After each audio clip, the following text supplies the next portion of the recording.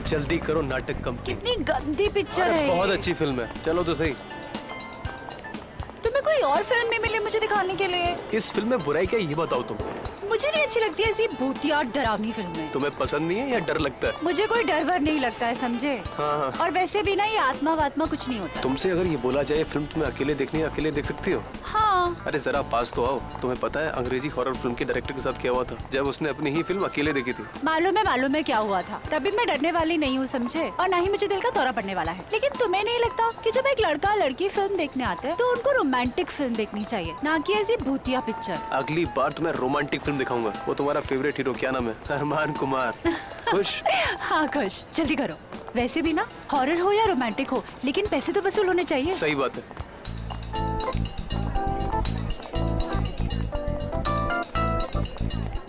Seat number क्या है? अरे वो बताएगा ना, थोड़ा आगे।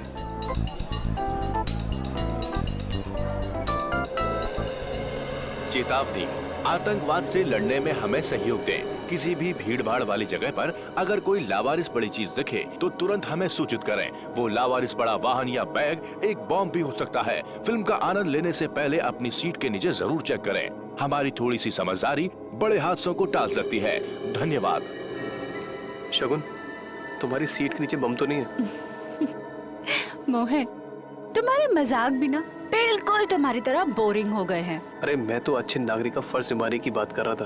तुम्हें नहीं देखना तो मत देखो, मैं देख लेता हूँ।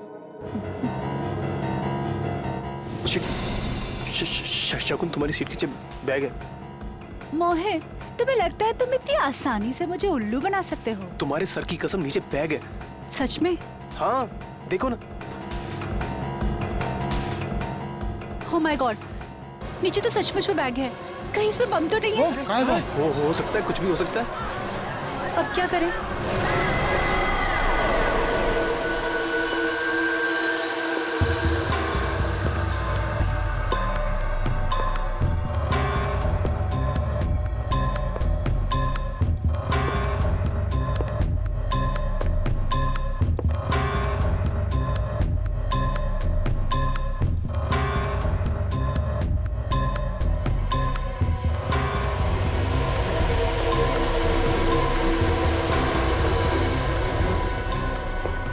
देखते हैं इस बैग में किस तरह का बम है।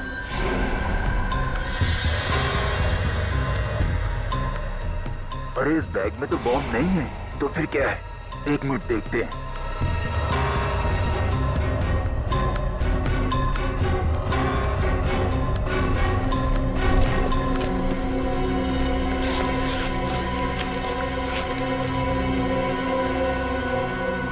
अरे ये क्या?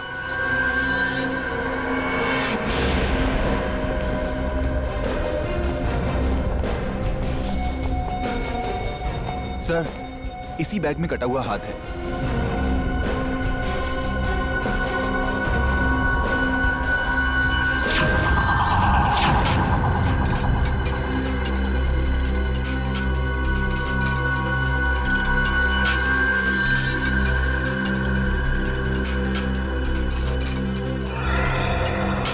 पिछला शो खत्म होने के बाद थिएटर की साफ सफाई नहीं करते हो क्या?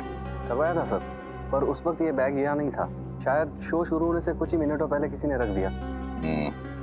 किसी ने लाश को पहले काटा है, छोटे छोटे टुकड़े किए हैं और अब वो उन टुकड़ों को ठिकाने लगा रहा है। इस हाथ को यहाँ पे रखा है। शायद शरीर का बाकी सब यहीं कहीं होगा। सर चेक करना।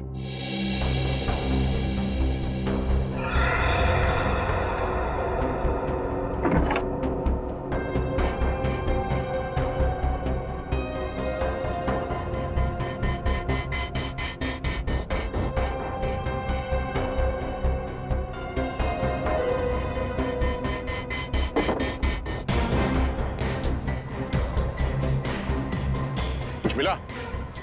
नहीं सर।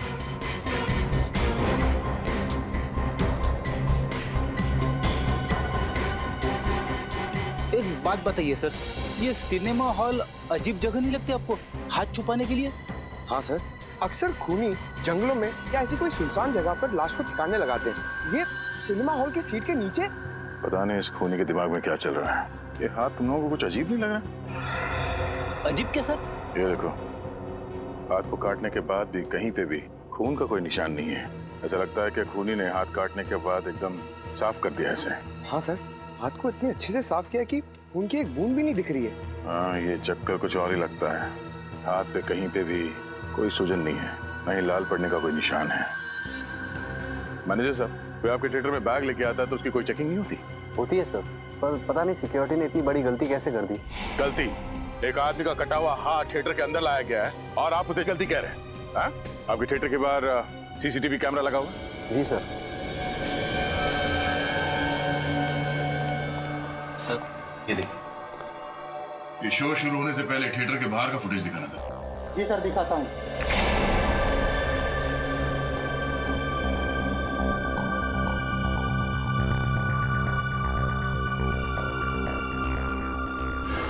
अरे सर, ये वही वाला बैग है जो हमें थिएटर के अंदर मिला था। ये है वो आदमी जो कटा हुआ हाथ थिएटर के अंदर छोड़ के गया। तो एक काम करना, ये आदमी थिएटर से कितने बजे बाहर निकला वो दिखाओ।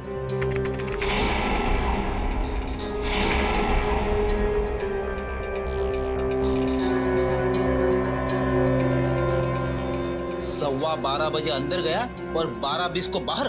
5 मिनट में अपना काम कर गया ये। मगर जाते जाते अपना खूबसूरत चेहरा दिखा के गया है। अब ये नहीं बचेगा। इसके हाव भाव से लगता नहीं है घबराया हुआ है। कहीं ये पेशेवर खूनी तो नहीं है? पता चल जाएगा। एक काम करो, इसकी तस्वीरें हर जगह भेज दो और क्रिमिनल डेटाबेस में भी चेक करवाओ। आसान के कुछ बातचीत हुई हाथ के साथ? क्या बताया इसने कि किसका हाथ है, किसने काटा इसे, कैसे काटा इसे? बॉस, इस हाथ ने बताया कम, पूछा ज्यादा। क्या इस हाथ ने उल्टा आपसे ही सवाल पूछ लिया? हाँ ब्रेडी, और सवाल नहीं पूछा, सीधे पहेली पूछ डाली और कहा कि अपने आप को बहुत 30 मार का फोरेंसिक एक्सपर्ट समझते हो ना, तो ये पहेली सुलझा करके देखो। ऐसी क्या पहेली है डॉक्टर साहब, हमें भी बताइए, शायद हम आपकी कोई मदद कर दें। हाँ जरूर दे। वैसे भी यार आज तारीखा नहीं आई है, शायद आप लोग मेरी मदद कर दें। ये देखो, हाथ का ये वाला हिस्सा यहाँ कलाई के पास। बस ये हिस्सा अभी भी बहुत ज्यादा नरम है, सूख करके सख्त नहीं हुआ। इसमें हैरानी की क्या बात है सालुंके साहब? कई लोगों के हाथ नरम होते हैं, कईयों के सख्त होते हैं, है ना? रेडी, तुम मेरी बात समझ नहीं रहे हो यार। देखो, जब किसी इंसान का कोई अंग काट करके अलग किया जाता है तो वहां से बहते हुए खून को रोकने के लिए दिमाग एक सिग्नल भेजता है ताकि वो खून बहना बंद हो जाए, सूख जाए। लेकिन इस हाथ में ऐसा कुछ नहीं हुआ। मतलब इस इंसान के दिमाग ने कोई सिग्नल दिया ही नहीं? बिल्कुल नहीं दिया, कोई सिग्नल नहीं दिया।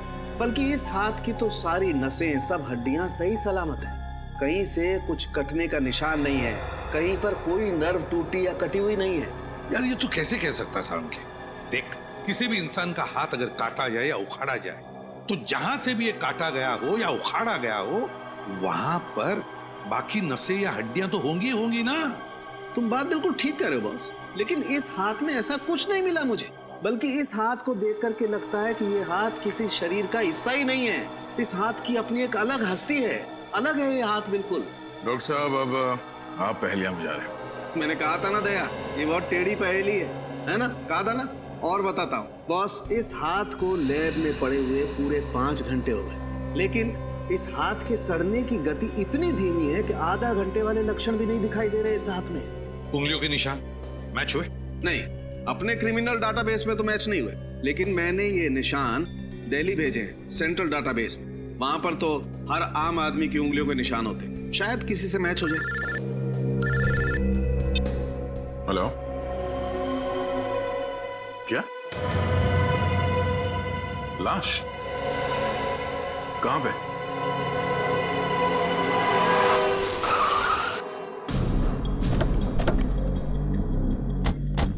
यही जगह बताई थी ना उस आदमी ने? हाँ सर, लेकिन यहाँ आसपास कोई दिखाई नहीं दे रहा है। कमाल है, जिस आदमी ने फोन किया खुद ही गायब है। सर कहीं उसी ने तो फोन नहीं किया? हो तो सकता है।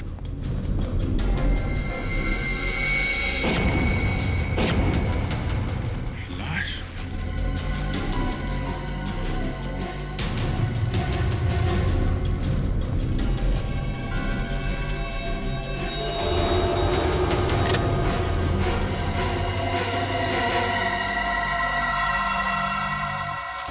ये तो वही आदमी है जो सिनेमा हॉल में बैग में कटा हुआ हाथ रखने गया था। सर अभी तक हम सोच रहे थे इसने किसी का खून कर दिया, लेकिन यहाँ पे तो किसी ने इसे ही मार दिया। चाकू मारा है। पता नहीं क्या चल रहा था इस आदमी के दिमाग में। सिनेमा हॉल में कटा हुआ हाथ रखने गया और यहाँ पे खुद शिकार हो गया। सर हो सकता है इसने हाथ काटा ही ना हो और इस जुर्म में इसका कोई संबंध भी ना हो। संभावनाएं तो बहुत कुछ है, लेकिन पता तभी लगेगा जब हमें इस आदमी की पहचान मालूम होगी। इसके जेब में देखो, कोई मोबाइल, पर्स वगैरह।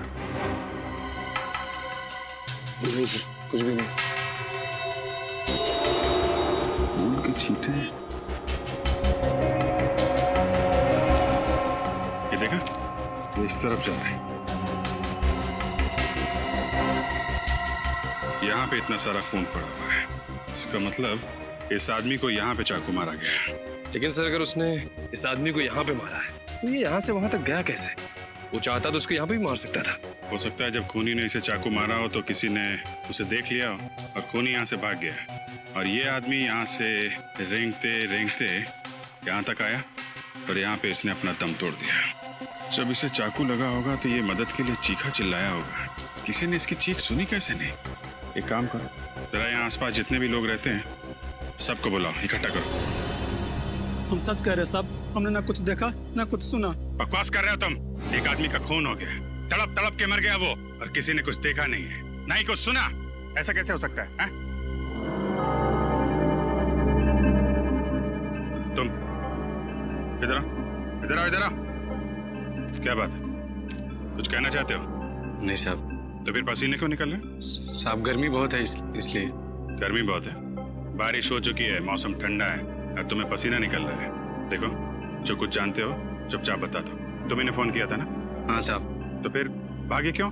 यहाँ पे रहना चाहिए था ना तुम्हें। साहब मैं डर गया था, मैंने सोचा फोन करके मैंने कोई गलती कर दी। मैं सीआईडी के लफड़े में नहीं पड़ना चाहता था साहब। सीआईडी को फोन करके तुमने कुछ गलत नहीं किया है, सिर्फ अपना फर्ज निभाया तुमने। अगर इस आदमी की जगह तुम्हारा कोई रिश्तेदार, तुम्हारा परिवार का कोई आदमी होता तब भी तुम यही करते, मदद करते कि नहीं? हाँ साहब। बताओ क्या देखा तुमने? कल रात की बात है साहब। रुक जाएंगे। तेरा भांडा बहुत जल्दी पूरी दुनिया के सामने फूटने वाला है। क्या करेगा, क्या करेगा? मार दूंगा तुझे, इससे पहले कि सीआईडी मुझ तक पहुंचे खत्म कर दूंगा तुझे। अरे क्या क्या कर रहे हो? अरे रुको। अरे भाई साहब, अरे क्या हुआ? रुके भाई साहब, अभी एम्बुलेंस बुलाता हूं मैं। तो मर गया, अब क्या करूं मैं? उस आदमी ने बाएं हाथ से चाकू मारा था। हाँ साहब। सर कोई आदमी जिंदा तो नहीं है जिसका कटा हुआ हाथ हमें थिएटर में मिला था? बाद में उसने इस आदमी का खून कर दिया। ये तो तभी पता चलेगा जब वो आदमी हमें मिलेगा। Hello, okay okay okay okay, thank you very much. उस आदमी का पता चल गया है, वो एक बिजनेसमैन है और उसका नाम सौरभ है।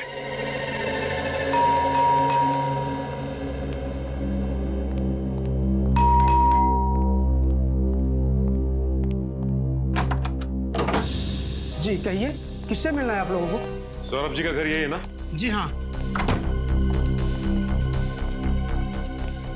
सुनील कौन है? मैडम ये लोग सीआईडी से। सीआईडी से? जी देखिए, हमें एक आदमी का कटा हुआ हाथ मिला है। क्या कटा हुआ हाथ? जी, और वो हाथ आपके पति सौरभ का है। ये क्या कह रहे हैं आप? आपको जरूर कोई गलतफहमी हुई है। नहीं मैम, हमें कोई गलतफहमी नहीं हुई। उस कटे हुए हाथ के उंगलियों के निशान आपके पति सौरभ की उंगलियों के निशान के साथ मैच होते हैं। ये कैसे हो सकता है? एक मिनट रुकिए, मैं सौरभ को बुलाती हूँ। सौरभ, क्या हुआ रीमा? ये सीआईडी वाले हैं। सीआईडी? और इनका कहना है कि इन्हें एक कटा हुआ हाथ मिला है जिसपे आपकी उंगलियों के निशान है। What nonsense! मेरे हाथों को कुछ नहीं हुआ, आप देख सकते हैं। सर ऐसा कैसे हो सकता है? हमें जो कटा हुआ हाथ मिला था उसके उंगलियों के निशान और इनके हाथों की उंगलियों के निशान मैच कैसे हो सकते हैं? वही तो, दो अलग अलग लोगों की उंगलियों के निशान एक जैसे कैसे हो सकते हैं? ये आप लोग क्या कह रहे हैं? मेरी कुछ समझ में नहीं आ रहा। सौरभ जी, आप प्लीज हमारे साथ हमारे सीआईडी के फोरेंसिक लैब चलिए, हम आपकी उंगलियों के निशान चेक करना चाहते हैं। अजीब मुसीबत है, आप देख सकते हैं कि मेरे हाथों को कुछ नहीं हुआ, फिर मेरे फिंगरप्रिंट्स लेने का क्या मतलब? फिर भी प्लीज आप हमारी मदद कीजिए, हम ये पता लगाना चाहते हैं कि वो कटा हुआ हाथ है किसका और उसकी उंगलियों के निशान आपकी उंगलियों के निशान के साथ कैसे मैच होते हैं, क्यों मैच होते हैं। और कितना वक्त लगेगा? 2 मिनट। अभी डीएनए रिपोर्ट आ रही है। प्लीज थोड़ा जल्दी कीजिए, मेरी एक बहुत ही जरूरी मीटिंग है। हांगकांग से कोई डेलीगेट्स आए हैं, आप तो जानते हैं वो लोग टाइम के कितने पक्के हैं। सौरभ जी, आप चिंता मत कीजिए, आप अपनी मीटिंग के लिए सही वक्त पर पहुंच जाएंगे, समझे? सिर्फ इतना बताइए, क्या आप इस आदमी को जानते हैं? नहीं सर, कौन है ये आदमी? ये वही आदमी है जिसने ये कटा हुआ हाथ थिएटर में छोड़ दिया था। ओह माय गॉड, क्या हुआ सालुंके? बॉस, ये डीएनए रिपोर्ट का मेल आ गया है। आप इसके लिए चौंके क्योंकि आपको पता चल गया कि ये हाथ मेरा नहीं है, करेक्ट? भाई साहब, मैं इसलिए चौंका कि मुझे पता चल गया कि ये हाथ है तो आप ही का। क्या? और सिर्फ वो हाथ ही नहीं, इसके फिंगरप्रिंट्स और उसकी डीएनए रिपोर्ट, ये भी आप ही से मैच करती है। क्या? ये आप क्या कह रहे हैं? देखिए, मेरे दोनों हाथ सही सलामत है। ये देखिए, आपके सामने है। इनमें से कोई भी हाथ आपको नकली लग रहा है? नहीं, मानता हूं, मैं मानता हूं कि ये दोनों हाथ आपके सही सलामत हैं, ये दोनों हाथ नकली नहीं है। लेकिन जैसे ये बात सही है, वैसे ही वो भी बात सही है कि वो जो हाथ है वो भी आप ही का है। इसका मतलब मेरे 3-3 हाथ हुए। देखिए, मेरे पास आपकी बातों के लिए टाइम नहीं है। प्लीज, मुझे देर हो रही है अपनी मीटिंग के लिए, सो प्लीज एक्सक्यूज मी। क्या मैं जा सकता हूं? आप जा सकते हैं, लेकिन अगर जरूरत पड़े तो हम आपको फिर से बुला लेंगे, ठीक है? ठीक है, जाइए। Thank you. डॉक्टर साहब, अब ये क्या चक्कर है? किसी इंसान के 6 उंगलियां होती है, ये तो हमने देखा है, पर किसी इंसान के 3-3 हाथ? हाँ यार दया, बात मेरे भी समझ में नहीं आ रही कि आखिर ये चक्कर क्या है। लेकिन डीएनए की रिपोर्ट तो गलत नहीं हो सकती। बॉस, ये हाथ तो इसी सौरभ का है। अब कैसे है ये नहीं पता चल पाया। यार दिमाग खराब कर देता है तू सालुंके यार। तेरे पास इस उम्मीद से आता है कि तू कोई तो सुराग देगा जिसकी वजह से हम केस को आगे ले जा सकते, लेकिन नहीं, दिमाग घुमाने के अलावा और कुछ करता ही नहीं है तू। अरे बाबा, नाराज क्यों होते हो? देता हूँ, सुराग भी देता हूँ, और इस बार ऐसा सुराग दूंगा कि तुम मुझे मोतीचूर के लड्डू खिलाओगे। बोलो, एक मिनट।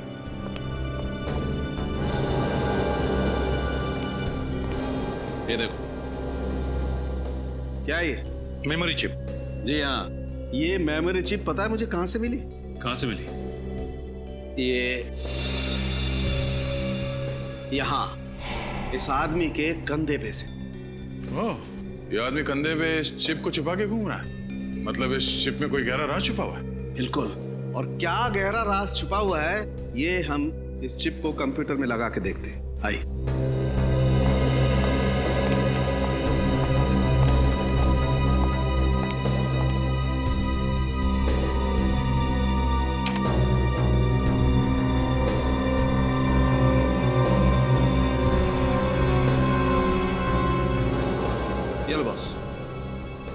जतिन कुमार, हेमंत, दिव्येंदु, सुशील, चिराग, ये तो शहर के बड़े बिजनेसमैन हैं।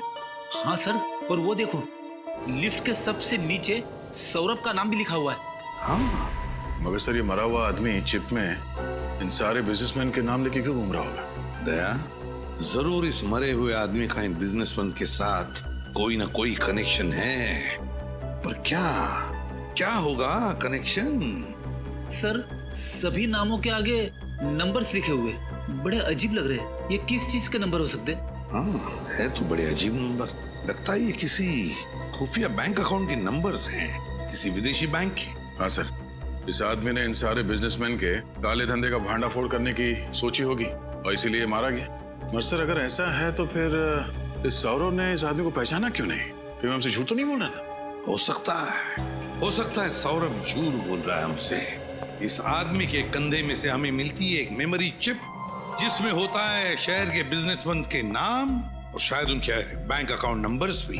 और फिर ये हाथ, ये कटा हुआ हाथ जो सौरभ का है भी और नहीं भी। हाँ निखिल, बैंक वगैरह में पता किया इन नंबर्स के बारे में? किसी भी बैंक के अकाउंट नंबर्स नहीं है। अच्छा, इंटरनेशनल बैंक्स के भी नहीं है? ठीक है, अगर कोई जानकारी मिलती है तो हमें तुरंत इन्फॉर्म कर देना। सर, उस लिस्ट में जितने भी बिजनेसमैन के नाम हैं, मैं एक एक के घर से होके आ रहा हूँ। अच्छा, तो कुछ पता चला उनके नाम के आगे जो नंबर्स हैं उनका राज क्या है? नहीं सर, इसी बात की तो हैरानी है मुझे। उनमें से कोई ये नहीं जानता कि उनके नाम के आगे वो नंबर क्यों लिखा है, उसका महत्व क्या है। बड़ी जरूर कोई ना कोई महत्व तो है इस नंबर्स का इस केस के साथ। उस आदमी की लाश में से हमें ये चिप मिली है जिसमें शहर के रईस लोगों के नाम हैं और ये नंबर्स हैं। क्या हो सकते हैं ये नंबर्स? सर। हाँ सचिन। सर मैं सौरभ के घर से आ रहा हूँ। सौरभ के ड्राइवर ने एक खास बात बताई। क्या खास बात? यही कि वो हर सोमवार को सीडी के हॉस्पिटल जाता है। हर सोमवार को सीडी के हॉस्पिटल? कि उसका कोई रिश्तेदार या दोस्त भर्ती है क्या इस हॉस्पिटल में? नहीं सर, ये तो नहीं मालूम, लेकिन ये बात उसे छिपाने के लिए कही गई थी। यहाँ तक कि सौरभ की बीवी को भी ये बात नहीं मालूम। कहीं सौरभ को कोई बीमारी तो नहीं थी जिसका वो चोरी छुपे इलाज करा रहा हो? अब ये तो सीडी के हॉस्पिटल जाने के बाद ही पता चलेगा। हाँ ठीक। डॉक्टर सुमित। जी हाँ, आप लोग कौन? जी हम लोग सीआईडी से। सीआईडी से? जी हाँ सीआईडी। बाहर रिसेप्शन पे पता चला कि बिजनेसमैन सौरभ का इलाज आप ही करते हैं। जी हाँ, लेकिन इस इलाज का सीआईडी से क्या लेना देना? डॉक्टर सुमित, हमें एक लाश मिली है, एक खून हुआ है और खूनी को ढूंढने में हमें आपकी मदद चाहिए। मैं आप लोगों की कैसी मदद कर सकता हूँ? हमारे कुछ सवालों का जवाब देकर। जी पूछिए। आप सौरभ जी का इलाज कर रहे हैं ना? क्या बीमारी है उनको? उनका बायां हाथ गैंग्रीन से ग्रस्त है। गैंग्रीन? ये गैंग्रीन क्या होता है डॉक्टर साहब? इस बीमारी में मरीज के हाथ के अंदर एक ऐसा बैक्टीरिया पैदा हो जाता है जो हाथ को धीरे धीरे खोखला कर देता है, और जब इस बैक्टीरिया की शक्ति हद से ज्यादा बढ़ जाती है तो हाथ को शरीर से काटकर अलग करना पड़ता है ताकि ये बीमारी शरीर के किसी दूसरे भाग में न फैल सके। मतलब सौरभ जी की बीमारी इतनी बड़ी नहीं है कि उनका हाथ काटना पड़े, हैं? हाँ, मगर ये बीमारी बहुत तेजी से फैल रही है। अगले 6-8 महीनों में उनका हाथ काटना पड़ेगा।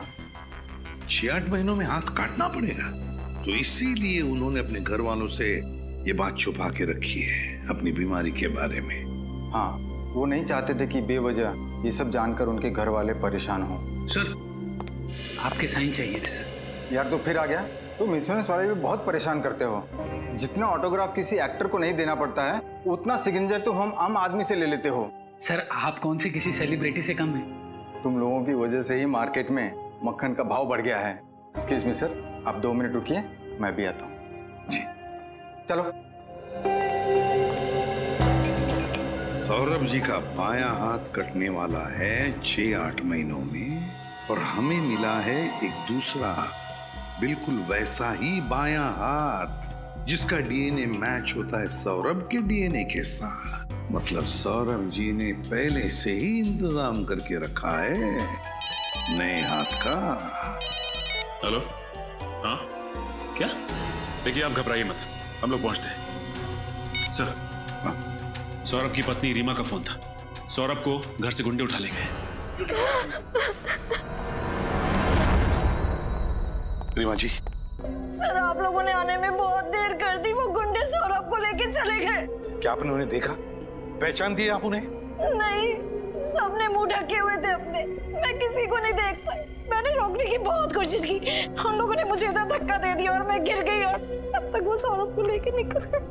देखिए, आप चिंता मत कीजिए, हम सौरभ जी को सही सलामत घर वापस लेकर आएंगे। सर बस अब आपका ही सहारा, बचा लीजिए उन्हें। देखिए उन्हें कुछ हो ना जाए। तुम कहाँ थे जब हमला हुआ? सर मैं उस समय मार्केट गया था। जब वहाँ से आया तो यहाँ पर सब कुछ हो चुका था। रीमा जी, आपको किसी पे शक है? कौन कर सकता है ये काम? किसी के साथ उनकी कोई दुश्मनी थी क्या? जी नहीं, उनकी किसी के साथ कोई दुश्मनी नहीं थी। मुझे बहुत डर लग रहा है, उन्हें कुछ हो ना जाए। आप घबराइए मत, हम सौरभ जी को कुछ नहीं होने देंगे। रीमा जी, जरा याद करके बताइए, क्या वो किडनैपर्स आपस में कुछ बातें कर रहे थे? और अगर कर रहे थे तो क्या आपने कुछ सुना? शायद कोई बात जिससे हमें मदद हो सके उन तक पहुंचने के लिए। याद करके बताइए। सर, वो गुंडे तो कुछ नहीं कह रहे थे, लेकिन मैंने सौरभ के मुंह से सुना था कि वो कह रहे थे उन्हें कोई इलाज नहीं करवाना है, उन्हें छोड़ दो। कोई इलाज नहीं करवाना?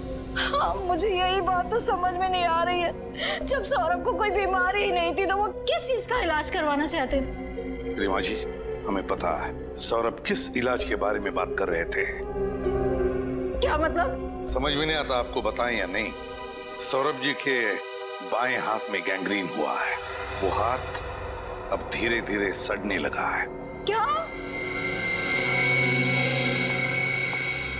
सर, ये केस तो दलदल की तरह धंसता ही चला जा रहा है। जब हम सौरभ के तीसरे हाथ के राज तक पहुंचे तो किसी ने सौरभ को ही अगवा कर लिया। मुझे लगता है सर ये हमें कुछ बता सकता था जिससे खूनी तकलीफ में आ जाता। लो बॉस, पता चल गया बॉस। पता चल गया कि ये हाथ इतना धीरे धीरे क्यों सड़ रहा था। क्यों सड़ रहा था सर? बॉस, इस हाथ को एडेन गुडाल नाम के केमिकल में डुबो करके रखा गया था। एडेन गुडाल है क्या ये? बॉस, ये एक ऐसा केमिकल है जो न सिर्फ इंसान की चमड़ी को बल्कि उसके भीतर के अंगों को, उसकी नसों को भी ठीक वैसे ही संभाल करके रखता है जैसा उसे डुबोने के वक्त था। इसका मतलब है डॉक्टर साहब, ये बताना मुश्किल है कि ये हाथ कितने समय से इस केमिकल में रखा गया था। बिल्कुल दया, 6 दिन, 6 हफ्ते, 6 महीने, 6 साल, कुछ भी नहीं कह सकते। कुछ कह नहीं सकते। फिर दिमाग खराब कर दिया यार सारुण की। अरे यार, तेरे पास कोई तो जवाब होना चाहिए ना। है, जवाब है, लेकिन इस बात का जवाब मैं नहीं दूंगा। इस बात का जवाब हमें तातियाना मछली देगी। तातियाना मछली? अब क्या मछली जवाब देगी सालून के साहब? अरे यार फेडी, मछली कभी जवाब देती है क्या? अरे तो आप ही ने कहा ना। मेरा कहने का मतलब ये है कि इस बात का जवाब तातियाना मछली में है। तो सर फिर देर किस बात की, बताइए। बॉस, तातियाना मछली एक बहुत खास किस्म की डिश होती है और मुझे इस आदमी के पेट में इस मछली के अंश मिले। तो इसका मतलब है इस आदमी ने मरने से पहले ये तातियाना मछली खाई थी। बिल्कुल, और वो भी मस्टर्ड सॉस के साथ। और जहाँ तक मेरी जानकारी है, इस शहर में इस तरीके की डिश बहुत ही कम रेस्टोरेंट्स में मिलती है। तो हमें पता लगाना पड़ेगा कि शहर में ऐसे कितने होटल्स हैं जहाँ पर ये तातियाना मछली मिलती है। एक्सक्यूज मी, रेस्टोरेंट का मैनेजर कौन है? मैं हूँ। ये आपके यहाँ तातियाना मछली मिलती है क्या? तातियाना मछली? जी जी नहीं, हमारे यहाँ पर पाताना मछली मिलती है। ये आदमी क्या आपकी रेस्टोरेंट में आया था? जी नहीं। कुछ पता चला? नहीं सर, कुछ पता नहीं चला। कुछ पता नहीं चला सर। अच्छा, वो सामने रेस्टोरेंट है, उसमें देखते हैं।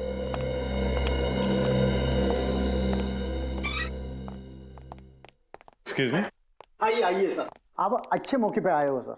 आज हमारे रेस्टोरेंट के 5 साल पूरे हो गए सर, इसीलिए आज यहाँ पे हर डिश पे 30% डिस्काउंट है सर। अरे वाह, ये तो बड़ी अच्छी बात है। होटल की वर्षगांठ आपको बहुत बहुत मुबारक। शुक्रिया। कहिए सर, क्या खाना पसंद करेंगे आप? जी, हमें तातियाना मछली खानी है। मिलेगी? मिलती है सर, बल्कि वो हमारे रेस्टोरेंट की खासियत है सर। सर, मैं दावे के साथ कहता हूँ कि पूरे शहर में हमसे अच्छा तातियाना मछली कोई नहीं बनाता सर। फिर तो आपने इन भाई साहब को जरूर देखा होगा आपके रेस्टोरेंट में, आपके यहाँ की स्वादिष्ट तातियाना मछली खाते हुए। हाँ मैडम, ये भाई साहब अक्सर हमारे रेस्टोरेंट में आते जाते रहते हैं। अच्छा, आपके दोस्त है क्या? हाँ, ये ऐसे ही समझ लीजिए। पर एक दिक्कत हो गई है। दिक्कत? कैसी दिक्कत सर? एक्चुअली हम लोग दूसरे शहर से आए हैं, तो अपने दोस्त को सरप्राइज देना चाहते थे, पर ये इनका एड्रेस ही खो गया। पता खो गया? हाँ जी, उनके मुंह से आपकी रेस्टोरेंट का नाम कई बार सुना था, तो सोचा तुक्का मार लेते हैं, शायद आपके यहाँ से पता मिल जाए हमें। हाँ जी जी, मिस्टर अंगद हमारे रेस्टोरेंट से अक्सर होम डिलीवरी मंगवाते हैं। अच्छा अच्छा, इनका नाम अंगद है। कुछ कहा आपने? अरे नहीं, ये क्या कहेगा, काफी दिनों से अंगद से मिला नहीं है ना, तो कुछ भी बोलता है। अच्छा अच्छा, रमेश जी सर, अपने कंप्यूटर से मिस्टर अंगद का पता निकाल के देना सर को।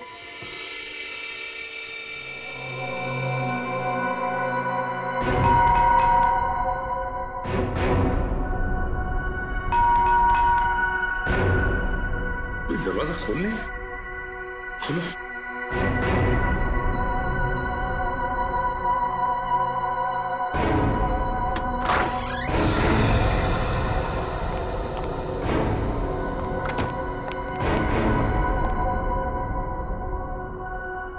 घर तो खाली है, कोई भी नहीं है घर में। देखो जरा।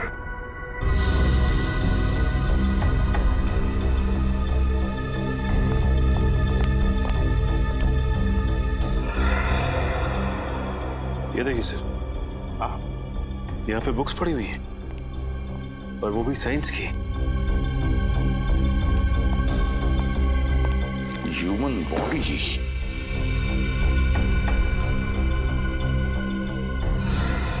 DNA replication standard facts.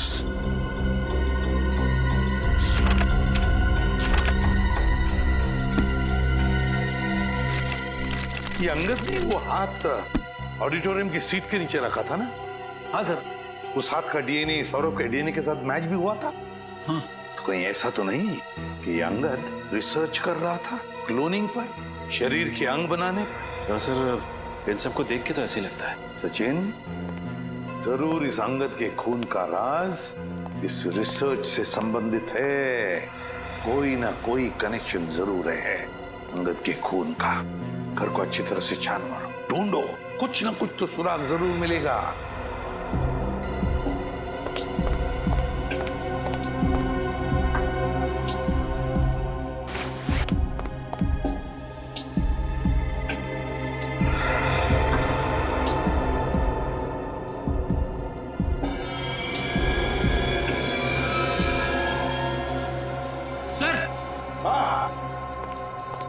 आप रेडी?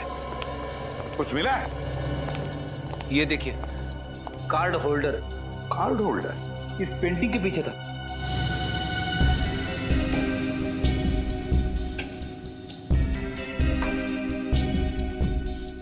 ये मछली का कार्ड है। ये कोई मामूली कार्ड नहीं लगता। मामूली तो नहीं है फ्रेडी, ये कोई खास कार्ड है, किसी खास चीज का कार्ड, और इसीलिए तो इतना छुपा के रखा है इसे इस पेंटिंग के पीछे। तो ये आदमी इस कार्ड का इस्तेमाल किस चीज के लिए करता होगा? कोई तो चीज है इस घर में, शायद कोई अलमारी, कोई दरवाजा, कोई ड्रॉर जो खुलता है इस कार्ड से। ढूंढो घर को अच्छी तरह से, देखो है कोई ऐसी जगह जहां पे एक कार्ड लग सकता है।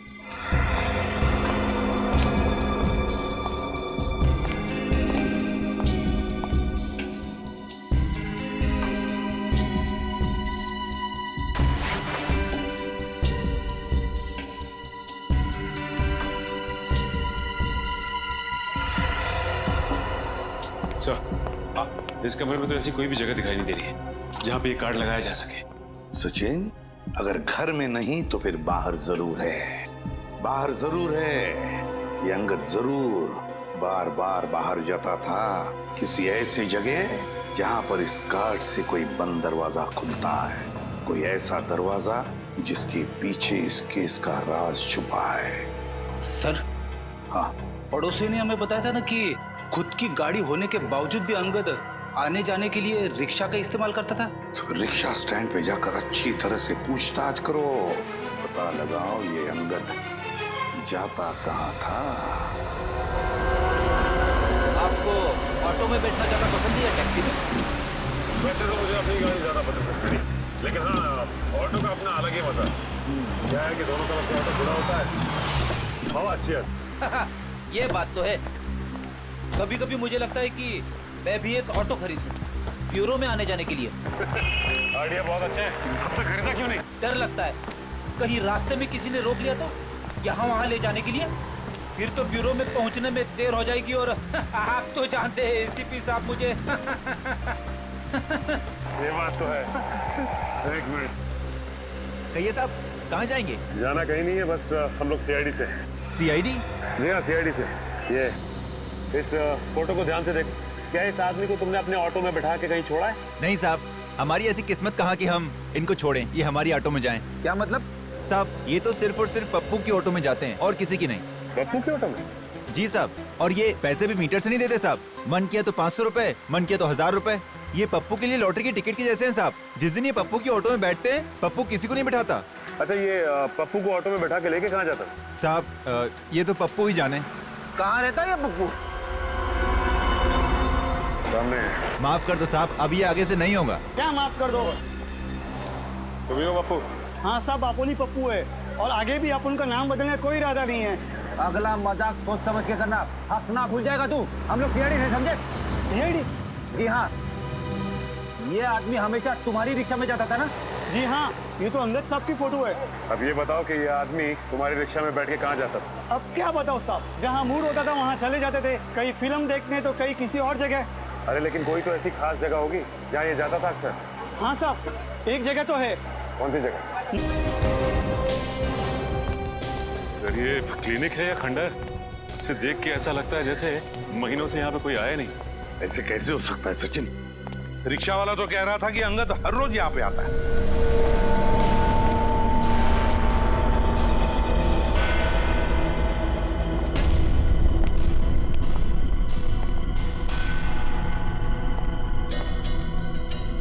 सर अगर वो यहाँ पे रोज आता है तब तो उसे यहाँ पे साफ सफाई करवानी चाहिए। इतनी गंदगी में वो काम कैसे कर सकता है? वही तो बड़ी अजीब बात है। नहीं सर, इतनी अजीब बात भी नहीं है। क्या मतलब है?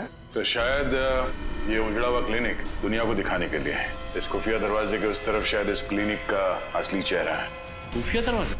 हाँ, और ये खुफिया दरवाजा उस मेटल कार्ड से खुलता होगा जो हमें अंगद के घर से मिला था। हाँ, निखिल कार्ड दो। सब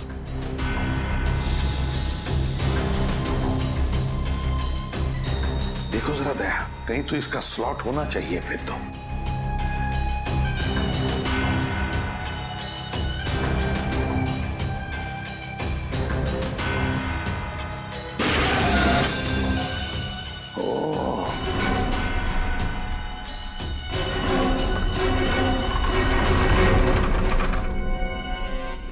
निखिल, वो अलमारी ठीक से लगा दो जगह पे। सब क्या है? बिल्कुल अलग दिखने वाली इस जगह में इस तरह का लैब बनाया हुआ है। वो कहावत बिल्कुल सही है सर, नेवर जज a book by its cover. हाँ, और किसी इंसान को उसके कपड़ों से मत परखो। ओह नो सर, ये देखिए।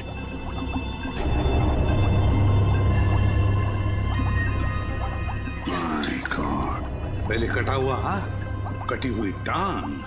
सिर्फ कटी हुई टांग नहीं सर, शरीर के और भी कई कटे हुए अंग पड़े हैं यहाँ पे। क्या चल रहा है यहाँ पर समझ में नहीं आ रहा।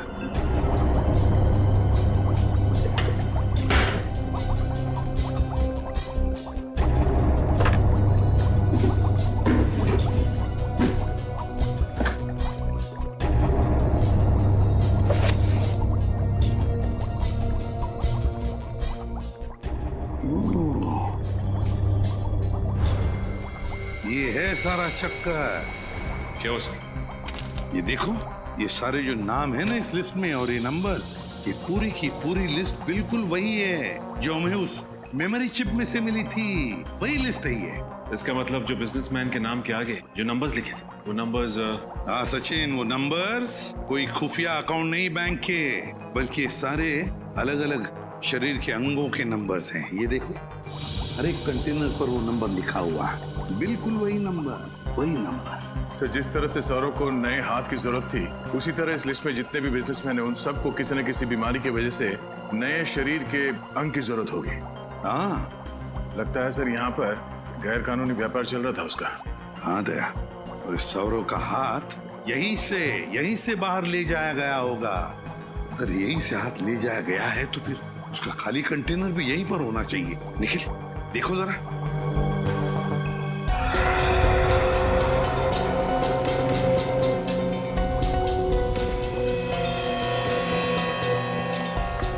सर, हाँ, ये रहा वो खाली कंटेनर। ये देखो, लेकिन एक बात समझ में नहीं आ रही है कि अंगद ने वो हाथ ऑडिटोरियम में सीट के नीचे क्यों रखा? और दो लाशें।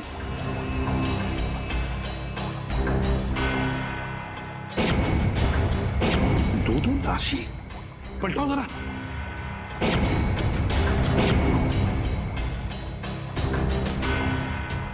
अजीब मुसीबत है।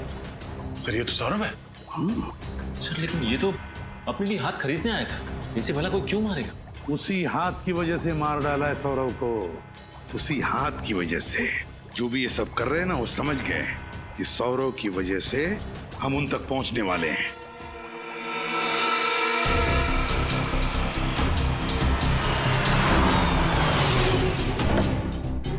सीआईडी वाले सौरभ को ढूंढते ढूंढते यहाँ कभी भी पहुंच सकते हैं, इसलिए हमें इसी वक्त अपना सारा सामान बांध के निकलना होगा। अगर बस सीआईडी वाले यहाँ आ गए तो मार डालो एक एक को, कोई भी यहाँ से बच के निकलना नहीं चाहिए। पर बॉस, हम अपना सारा सामान लेकर जाएंगे कहाँ? उसकी फिक्र ना बॉस, हम बस अपना सारा सामान लेकर निकलने वाले थे। वैसे बॉस, ये सारा सामान हम लेकर जाएंगे कहाँ? हमारा अगला अड्डा बताओ उसे। Okay boss. हमें यहाँ से जल्द अपना सामान लेकर निकलना होगा। चलो जल्दी से अपना सामान समेटो। तो अपनी जगह से नहीं लेगा।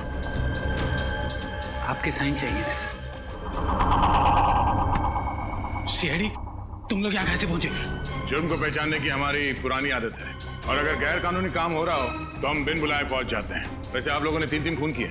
3 नहीं 7। अब तुम चारों लोग देख रहे हमसे। अबे 7 जन्म लेने पड़ेंगे हम में से किसी एक को भी मारने का सोचने के लिए, समझे? चला गोली, चला।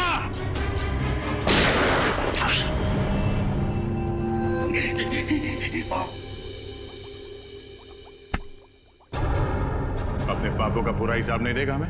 हा? मुझे अपने काम में कोई बुराई नजर नहीं आती। जिन लोगों के पास हाथ नहीं होते उन्हें हाथ देते थे, जिनके पास पैर नहीं होते थे उन्हें पैर देते थे, जिनकी किडनी फेल हो जाती थी उन्हें किडनी, जिनका लीवर खराब हो जाता था उन्हें लीवर। आप भी बताइए कि अपंग लोगों की जिंदगी को बेहतर बनाना कोई जुर्म है क्या? तुम अपंग लोगों के शरीर को नए अंग देने के लिए दूसरे लोगों के हाथ पैर काट लेते हो, ये कहाँ का इंसाफ है? हम किसी के हाथ पैर नहीं काटते थे, बल्कि वैज्ञानिक तरीके से हम हाथ पैर उगाते थे, उनका क्लोन बनाते थे। इसीलिए तो सौरभ के नए हाथ का डीएनए उसके साथ मैच करता था। मगर गैर कानूनी है ये इलाज, समझे? गैर कानूनी, ना सिर्फ हमारे देश में बल्कि पूरी दुनिया में। इसीलिए तो ये काम मैं चोरी चुपके किया करता था। पहले मैं इंश्योरेंस एजेंट बना ताकि मैं बीमार अमीर लोगों को ढूंढ सकूं जो मुझे एक एक अंक के लिए करोड़ों रुपए दे सके, और फिर मैं अपनी इसी लैब में उनके लिए शरीर के नए अंग बनाता था। और इस काम में अंगद तुम्हारा साथ देता था? हाँ, पहले तो सब कुछ बहुत अच्छा चल रहा था, फिर एक दिन अचानक पता नहीं क्यों अंगद के अंदर का लालच जाग उठा। अंगद, सब ठीक चल रहा है ना? हाँ बॉस, सब ठीक ठाक चल रहा है। वेरी गुड, लगे रहो। देखना एक दिन मैं अपने इस गैर कानूनी इलाज के दम पर पैसों का बहुत बड़ा महल खड़ा कर लूंगा। वाह, अपने लिए पैसों का महल और हमारे लिए झोपड़ी। लेकिन ये तो बहुत नाइंसाफी हुई ना। मतलब ये कि अब हमें आपके फेंके हुए टुकड़े नहीं चाहिए, पार्टनरशिप चाहिए हमें, और वो भी पूरी 50-50 की साझेदारी। हो, तो तुम्हें साझेदारी चाहिए? अरे ऐसा बोलना था ना यार, शर्मा क्यों रहा था? देखा अंगद, मैंने क्या कहा था? मुकुंद भाई कितने दरिया दिल है। पार्टनरशिप की बात सुन के नाराज नहीं होंगे? मैं क्यों नाराज होने लगा भला? हाँ? अरे तुम दोनों के बिना ये काम हो सकता है क्या? आजा मेरे पार्टनर, मेरे गले लग जा। चलो पार्टनर। बोल अंगद, तुझे भी पार्टनरशिप चाहिए या जितना मिल रहा है उसमें खुश है तू? अरे ये क्या किया तुमने? रवि का खून कर दिया तुमने। मैं तुम्हें छोड़ूंगा नहीं, पूरी दुनिया के सामने तुम्हारा भांडा फोड़ दूंगा मैं। हे अंगद, रुक जा दो। और इसीलिए अंगद ने वो हाथ उस ऑडिटोरियम की सीट के नीचे छुपा दिया ताकि तुम्हारी ये पाप की लंका भस्मसात हो जाए। हैं? जब सौरभ को ये पता चला कि उसका नया हाथ आप लोगों के हाथ में लग चुका है तो वो मुझे धमकाने लगा, इसीलिए मुझे उसे भी अपने रास्ते से हटाना पड़ा। एक तरफ अपंग लोगों के लिए नए अंग बनाने की बात करते हो और दूसरे तरफ 3-3 लोगों की जान लेते हो। तुम्हें तो फांसी ही होगी।